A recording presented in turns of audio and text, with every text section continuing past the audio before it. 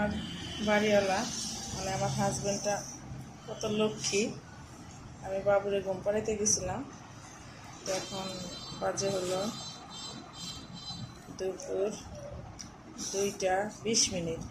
তো সকালবেলা খাওয়ার পর তার খিদা লাগছে। আমি যে খাবার তৈরি করছি তার মন চাইছিল যে শুটকি মাছ ভর্তা করে খাবে। তো যে শুটকিটা আনছিলাম আমি ভাবছিলাম এটারে আমি পেঁয়াজ মরিচ দিয়ে চচ্চড়ি করবো, পেঁয়াজ দিয়ে শুধু চচ্চড়ি করবো। তো এখন সে আবার কি করছে, আমি শোয়া থাকা অবস্থায় শুনতেছি কিচেনে শব্দ। এখন আসি সে দেখি সে এটা ভর্তা করছে।